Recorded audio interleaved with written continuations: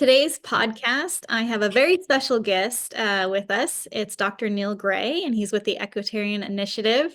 Tell us a little bit about the Equitarian Initiative. I think it's an amazing organization that people really don't know about, that it does Yeah, so fantastic work. well, thanks. The Equitarian Initiative is a 501(c)(3) corporation, started in 2012 by a group of veterinarians that um, there had been various projects going on in primarily in Central America, South America, um, and working on working horses, working equids, and sort of a group of like-minded people decided to try to formalize that work a little bit better, teach people about that work a little bit better. So in the early years, the primary focus of the Equitarian Initiative was to do workshops that showed people how to get involved in this work, what the work was like. We've done some, I got involved in the end of 2014, going to a workshop in Mexico with a big group, sort of in conjunction with one of the Mexican universities, UNAM, one of the veterinary schools, excuse me, and the Equitarian Initiative and a couple of other like-minded organizations teaching me and about 25 other veterinarians sort of what going into the field working on in these conditions was like, the types of problems that we see and the types of issues that we encounter in these remote areas, primarily in developing countries or in developing areas. So since that time, the Equitarian Initiative has grown quite a bit. We've got active projects in about 9 countries, including Central and South America, Peru, Dominican Republic, Costa Rica, Guatemala, Nicaragua. There's 2 projects now here in the States. There's a long-standing project on the Pine Ridge Reservation in South Dakota, and then again, we recently got involved in the Navajo Hopi project in Arizona. So that's the initiative itself. We have leaned more heavily now, especially as COVID hit across the world, and we really couldn't be traveling into these remote areas. Started leaning our focus more towards education, and trying to make sure that some of the veterinary schools in some of these areas that really didn't have much of an equine curriculum, if any, that we were able to help bolster and provide equine curriculum to some of those schools. We had done a little bit of that pre-pandemic, but it really, in conjunction with a group out of the UK called the Donkey Sanctuary, we were really able to step up our game and provide some significant curriculum on equine medicine in general, and in particular working horse veterinary medicine. I think it's very interesting, the working horse concept, because people traveling to these other countries it might be the first time they see a horse in that working capacity. And it's really easy for us to all jump in and judge. And I think that your organization coming in and helping the horses, but teaching, horsemanship and medical procedures to the locals are so key, because that's the only way change is going to happen. Right. I mean, it is very easy to judge, and you think, oh, these poor horses, that they're not getting enough to eat, and they're overworked, they're overburdened. And while that's true under certain cases, so are the people Yeah. in these communities. Their lives are hard, every bit as hard as those animals, or harder. And you have to understand that it most of the time it's not from a lack of caring. Mhm. It's just a lack of knowledge. A lot of these areas that there's not the depth of horsemanship that there is in some of the more developed areas. I mean, my background is in show horse medicine. I had a performance horse practice in Los Angeles, California for 35 years. Very, very, very different world. Mhm. And the access to care, the education, the amount of horsemanship, and that knowledge, horsemanship knowledge, doesn't often find its way down to some of these communities where horses are absolutely a necessity. The analogy I like to use is I'm not a car person. I own a car, but I'm not a car person. I need to take care of my car so that I don't get stranded somewhere. But that's about the extent of the way that I look at a car. I don't name my car. I don't pamper my car. I probably should a little bit more, but I don't. But that car works for me. And the same is true with the majority of working equids across the world. I mean, the numbers that are thrown out is that there's around 100 million working equids in the world, and that there's about 650 or 700 million people that rely on those animals for their livelihood, for their they take kids to school, they bring water to the house, they provide transportation, they can get goods to market, they're the way that a family can earn a living by doing some harvest work. All of those true uses of horsepower that the developed world has largely forgotten. And there's a tremendous amount of the world that still relies on that. And those animals, most of the time, have very, very limited access to care, and those people have very, very limited access to resources to learn how to better care for their animals. So one of our major goals is trying to provide some of that education, and try to better understand the use of those horses in those communities, and their impact on those communities, because the impact of these animals on in those communities is huge. The life of that family relies heavily on those animals for a better life. And without it, somebody else in the family is going to have to do those jobs. Yeah, and so they're very much valued because they're so needed. And I think one thing that for me, it doesn't matter where the animal is. If it needs help, let's help it. And I think some people are like, well, we just need to worry about animals within the United States, but we're changing the world for those animals, but on a global level, you're changing the world for that animal and that family, and you're helping educate so that animal and other animals can have a better life. So it's very critical work. So we were very, oh, go ahead. No, that's okay. Exactly. I mean, that the understanding that role of that animal, and this is an area where I've tried to learn and obviously still learning about.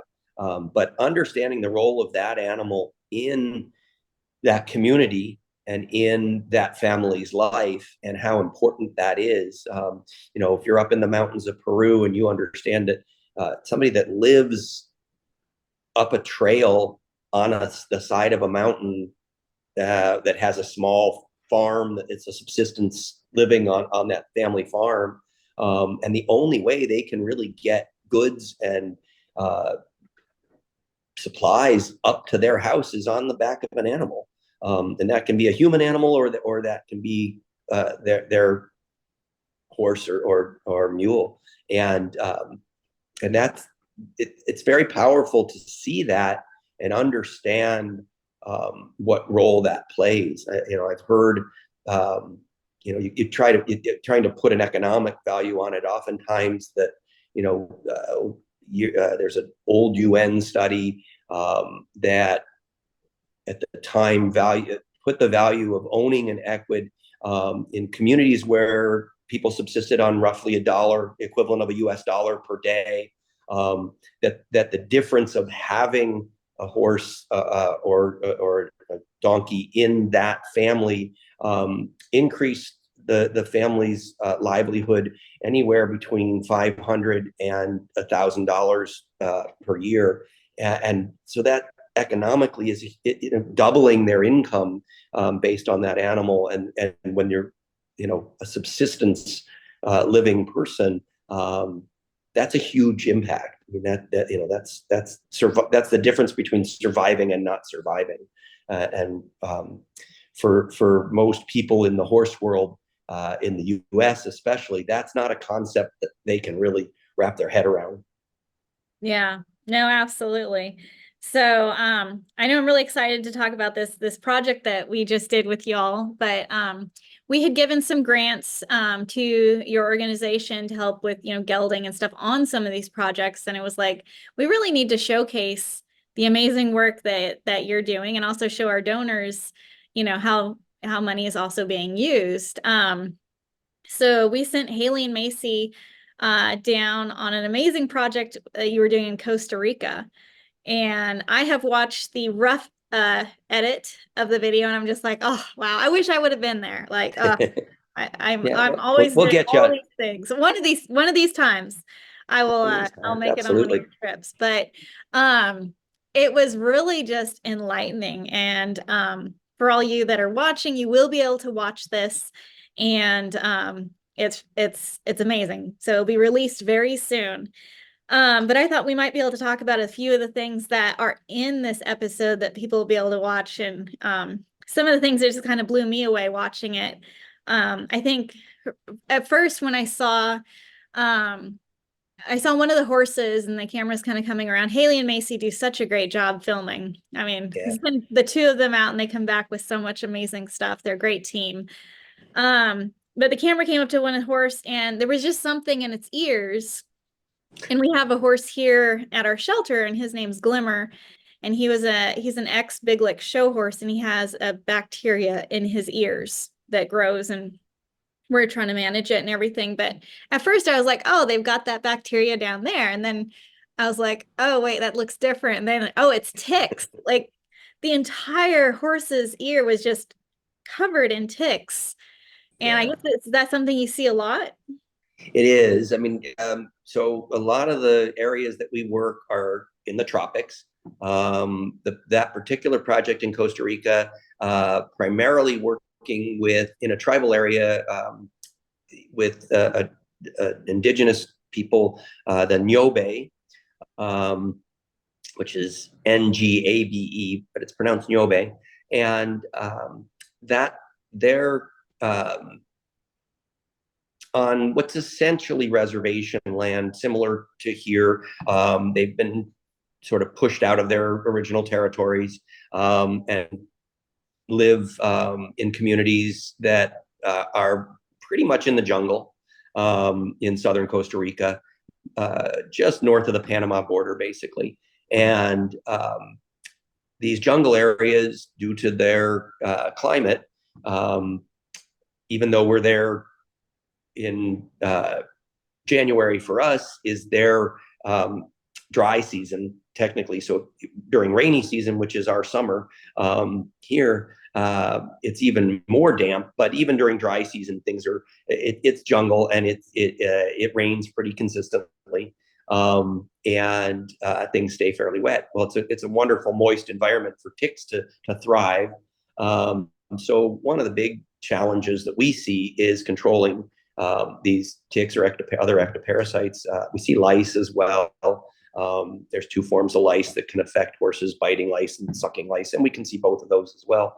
But the ticks tend to be a very dramatic problem, and you can see horses with just literally millions of ticks on them. People can do a pretty good job educating the people to understand that the ticks transfer diseases.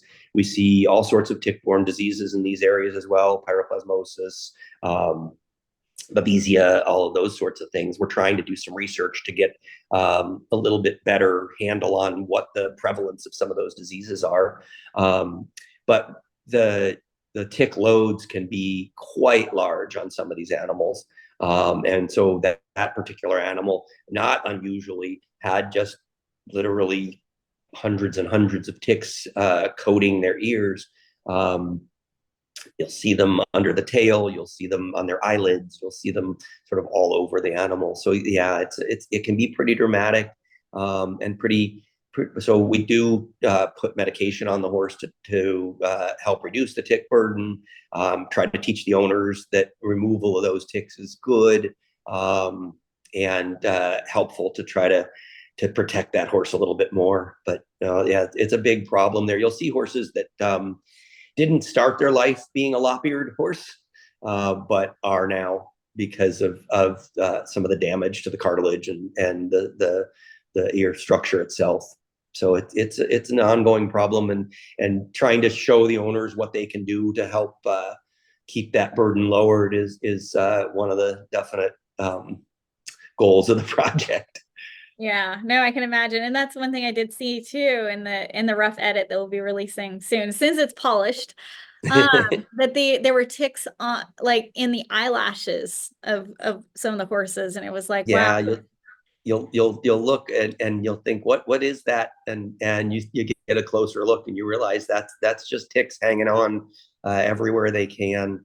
And it can be pretty unsettling, to be honest. Yeah. And at the end of the day, we all end up having to, check ourselves for ticks too. Make sure that, we've done a thorough check on ourselves at the end of the day to keep, because you usually find a few crawling on yourself as well. No, So I'm sure. that's one of definitely one of the hazards of the work in the area. So you're treating these animals on the tick level too, We like are. helping them with that. Yeah. And And instructing the owners on things that they can do to help reduce that as well. yeah. So is it like an ivermectin treatment that they're Yeah, they're given ivermectin, and primarily as the dewormer that we're using. And ivermectin will have some effect on the ticks as well. And we also use a fipronil product. Used to be in product here for dogs called Spot On, but there it's used primarily in cattle as well. And we do use that on the horses in these areas, and that is something that the owners may be able to have access to if they can afford to get that. And so we can teach them a little bit about how to use that safely as well, and try to help keep the burden down on some of these animals. Again, trying to I've seen people use things that are not as safe. Certainly, I've seen motor oil used.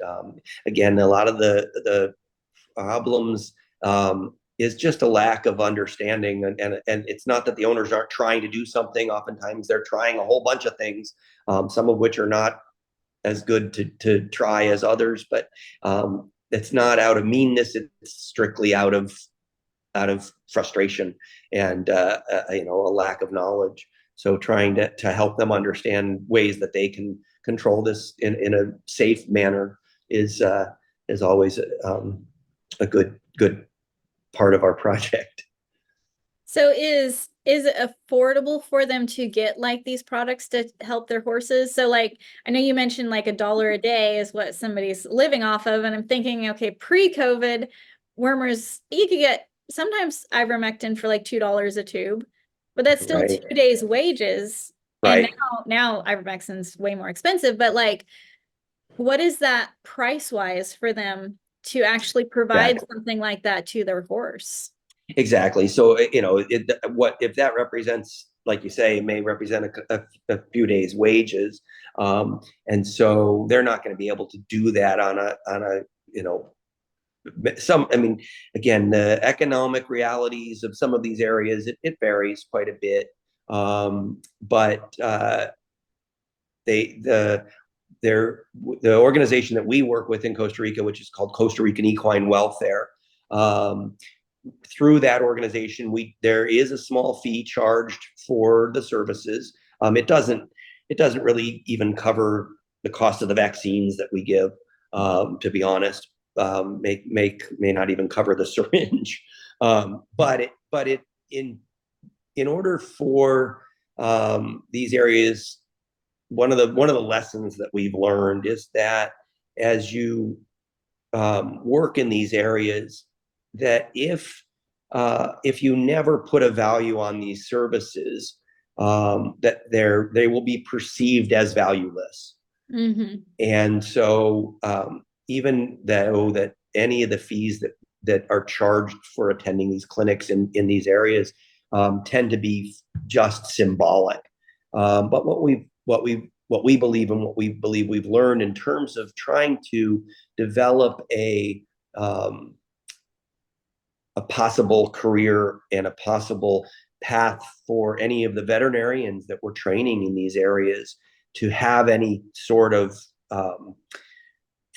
sustainable career is going to require that these horse owners, that these animal owners understand that this care has some value.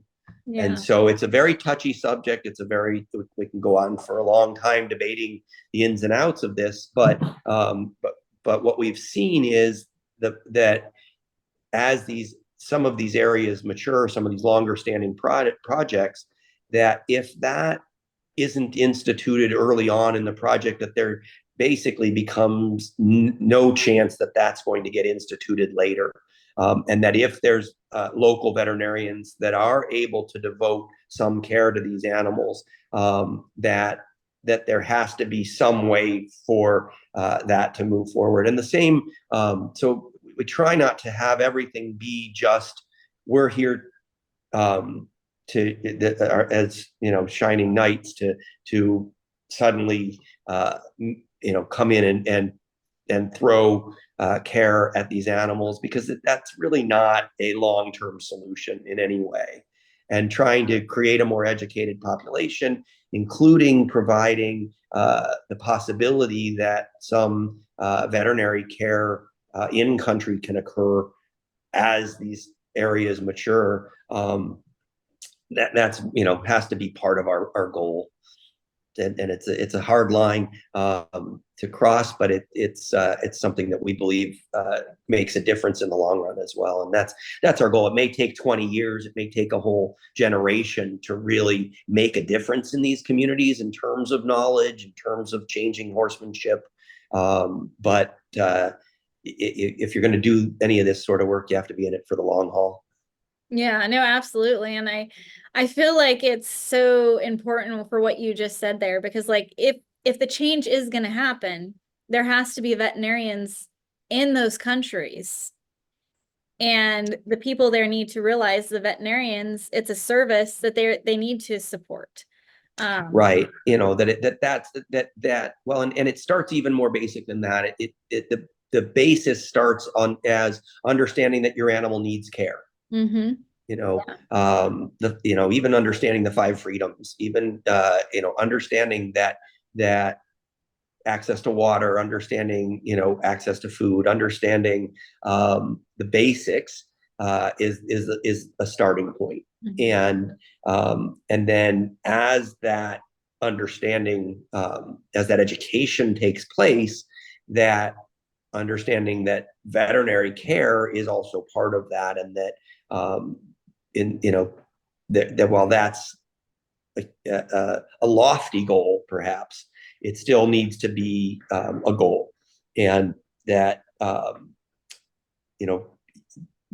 trying to make sure that people understand what that intervention means, what that care means, that they've got a healthier animal, that if they're trimming their feet more often, that animal's going to be able to work longer, have a better life, have a longer active life, and be a better work animal for that family. And so raising that level of horsemanship, including the veterinary aspect of that, has to be integrated into any of these projects, in my opinion, for those projects to be successful. Yeah, no, absolutely. I think you're spot on. And that's what I love about the Equitarian Initiative. It's not just fixing the problem with the animal, it's actually going so far beyond of changing how it's happening and how these animals are receiving care, and the perception of these animals within their countries. So that's amazing. Right. Yeah. That's our overall goal. And I think what we've learned as an organization is the importance of that educational aspect of that care. Mm-hmm. We can keep parachuting into communities and throwing care at them, and you feel good. It makes you feel great to know that that sick animal that happened to be there at that clinic on that day got some care, but there's another sick animal next week Mm, with the same problem, and we're not going to be there.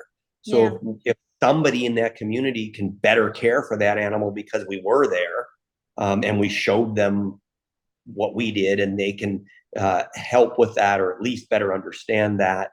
Um, and then in the long run, if we can create this community of veterinarians from that country, that have been working in these areas, that have more knowledge of horses. Many of these schools that we're working with, they're veterinary schools, but they don't teach anything about horses. Horses aren't considered production animals. So many of the, especially government run schools, um, are very production animal focused, because that's where most people can earn a living. And there's many of these countries also do a pretty good job in their veterinary schools teaching about domesticated dog and cats, and there's many of these veterinarians can earn a living that way.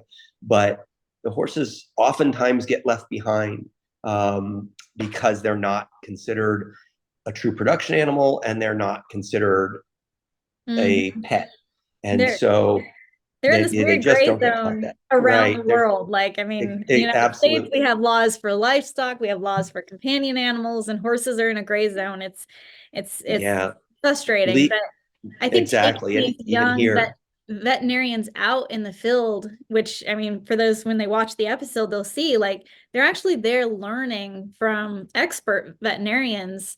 Um, and they're able to take those skills and run with them. And that's absolutely. amazing. Yeah, it is amazing, and when they get to watch this video, Hmm. from our work there, I think that becomes very apparent about uh, how these students then get reintegrated into these communities, and get to learn with these owners, and get to experience these communities that are within their own country that they may not have experienced before, and form relationships with the people in these communities, and understand the value of these communities to their own countries, and understand the value of giving back to these communities in their own countries as well.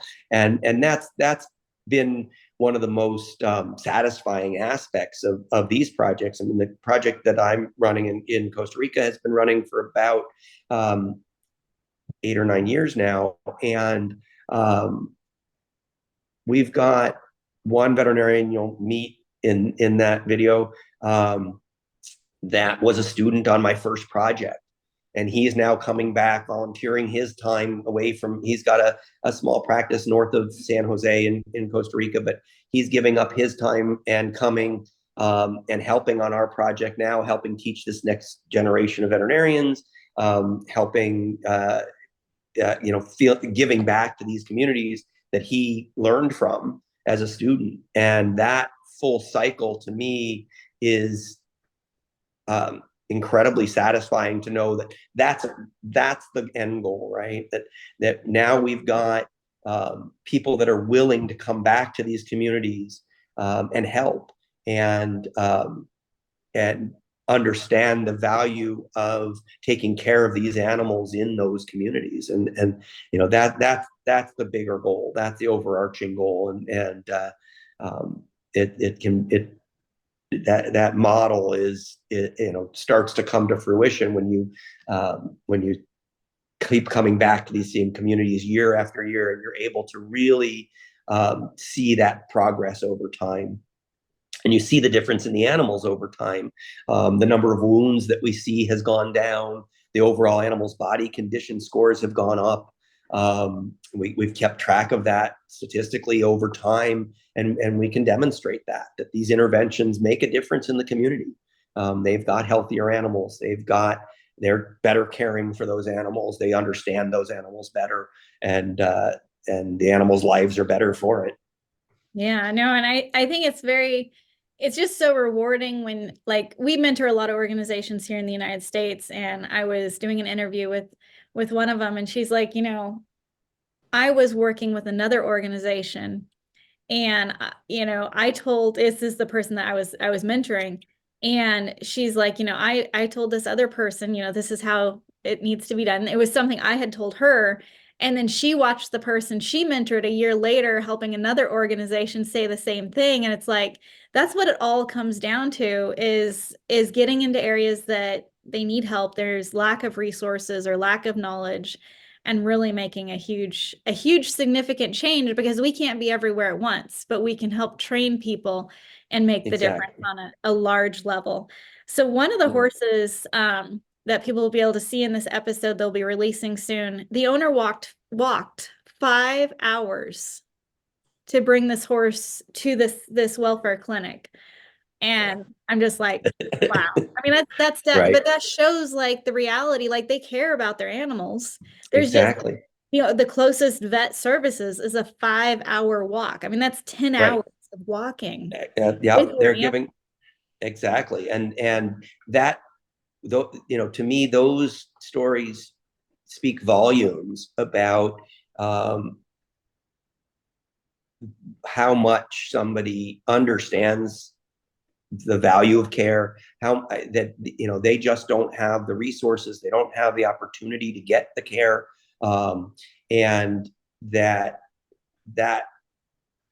I mean, I had a wonderful, wonderful clients in my career in Los Angeles, but I don't think I had any clients who would have walked 5 or 10 hours to bring their horse to me, and that is incredibly humbling when you know that that's occurring, and that's not unusual. I mean, I've and I've had people at some of these clinics. I remember one woman in Peru, this is up in the Andes in Peru. I mean, you're talking walking up and down a mountain, and she was an elderly lady with an elderly horse, and we needed to sedate it for a procedure late in the afternoon. And I said, well, how long's the walk home? 12 hours. And that you want to do everything you can for that person that brought that animal to you, and you want to teach them as much as you can so that they can better care for that animal, because that's um, that degree of commitment to that animal's well-being deserves my full attention and Yeah. deserves everything that I can do for that situation. And that's the reality here, is that and you're exactly right, that if we can we can care for that animal, but if we can teach somebody how to better care for that animal, if we can provide an environment in those communities where the level of horse knowledge has been increased, that's going to impact everybody, and make and impact the community in ways that we don't even understand, Yeah. because they rely on these animals to survive. And so, that gentleman who brought that, it was a very sick animal, and as it turned out, that was a case of screwworm, which theoretically had been eradicated from Costa Rica. They're now experiencing actually what they're calling a national emergency, based on some of these cases. And that case was reported to SENASA, which is basically the equivalent of the USDA there. And they have done some follow up and are but that particular case became a very important flag of a very serious parasite that the government of Costa Rica will be working towards eradication again, knowing that they're seeing some cases of it. And so, again, highlighting the importance of getting out into these rural areas and understanding, what are we seeing? What are the problems that are there? And how does this impact the entire country? And that particular problem does. And luckily, again, we were quite glad that this gentleman took the initiative to bring that animal to us, which took certainly some effort on his part. Yeah. No, and makes it worth the effort on ours. Yeah, no, I think it was just fascinating, and it just goes to show the importance of the work you're all doing, because here Costa Rica is like, we don't have that parasite, all is good, but you're out in these rural areas where maybe the scientists haven't gotten to yet, and you're helping these animals, and like, hey, this problem's still happening, and able to bring that change and that awareness is huge. Now the horse that came that walked the 5 hours is pretty underweight, and it had those parasites, but it also had a lot of bat bites. Yeah, so that's another problem that we see in many of these tropical areas. Um, Vampire bats are real, and they they do feed on the blood of livestock and horses. Their natural hosts are deer and other forest animals in different regions. But bats do provide a reservoir for rabies. So we do try to vaccinate for rabies, because obviously that has some pretty huge human health implications as well. And but the bats will come back to the same animal, and oftentimes will choose a weakened animal, and they feed at night. They'll create a wound on the animal, or feed from a wound, and the saliva of the bat keeps that wound open, and has basically an anticoagulant in it. And so the bats will come and feed from that, and further debilitate an animal such as that. So we can clean up those wounds, put what we often use is like a mentholated ointment, like a Vicks Vapor Rub type of a thing, so that the bat won't smell the blood and won't come back to that same animal. And so, again, teaching the owners about what they can do, showing them what these wounds look like. Oftentimes the owners are aware of it. They just don't really think that they have any solution. So trying to teach them that if they can clean the wound, to keep the smell of blood away, and put something on that animal that will help dissuade that bat from coming back to that same animal over and over again, to try to reduce the likelihood of that being a problem. So that is another quite shocking, but also fairly common issue that we see in some of these tropical areas. Yeah, it is just amazing, but it just goes to show again how important your work is. Like, here's these horses that are literally being attacked by vampires at night, and you're helping to educate and be like, hey, this is what you can do to prevent this. And without it, like, how are they Right. supposed to know? Like, I mean, education is Exactly. so key. Yeah. But there are so many other ones I wanted to talk about, and our time is like crunching down. But you'll just have to watch the episode, because there's like a really fascinating eye removal that is Yeah. performed, and then a mule with a sarcoid. That is a very, very, very fascinating procedure. Um, so you'll definitely watch that episode when it's released. But Yeah.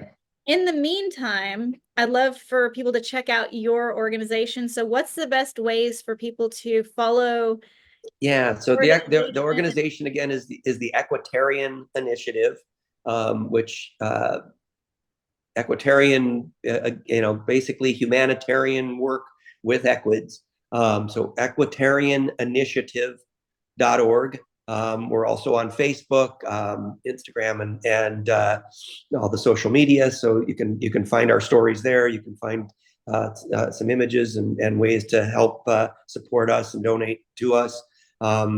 We are, again, a charitable organization. We can only do this work through the wonderful people that help support us, and we believe that that work is incredibly important. I think if you watch the episode, you're going to see a little taste of what we do, get a little idea of these types of communities, and the horses that work really hard for these people. So it's an interesting. There's a whole world of horses out there, in all these different communities, and trying to help them out is what we're trying to do. Well, I don't think you're just trying to do it, you're actually doing it. And I think your work is just fascinating and amazing. So Thank you. People just have Yeah, to well, watch the episode. thank you to Horse Plus for doing all this with us and becoming a partner of our organization and helping us move that ball forward.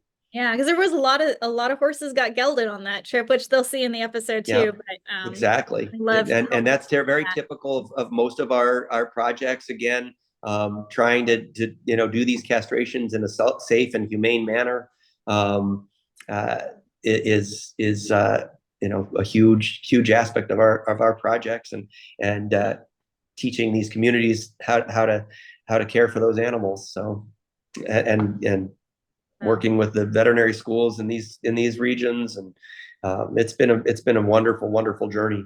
So I'm very excited that Horse Plus is helping us share that and get some of these stories out there. Highlight just a small smidgen of the work you do.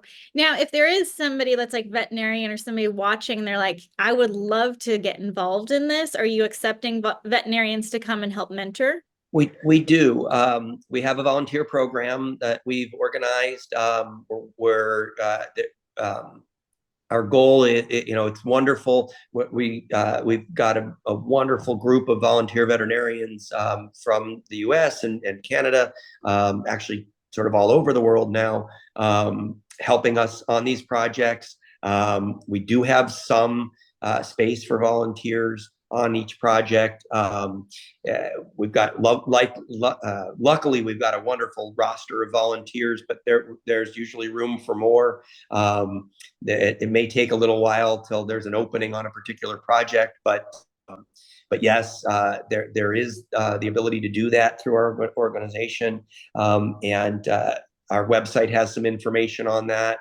Again, equitarianinitiative.org is our website, and we can help direct you to how to learn about doing that, and would love to hear from you. Awesome. Well, I will put the links in the description of this video. So Excellent. just scroll down and you can go to their website and their social media pages and check them out.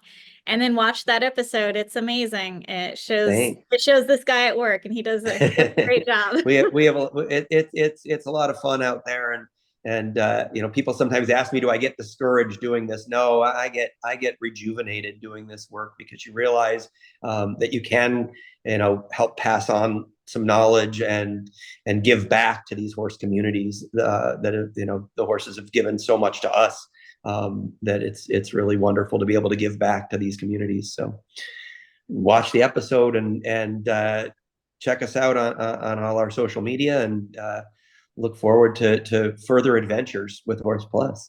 Oh, yes. I'm sure there'll be a lot of great adventures. Well, thank you so much for taking the time out of your busy schedule to do this podcast and help educate more people about what you're Happy to do it. doing. So Hey, thank thanks you. for having us. Thank you so much.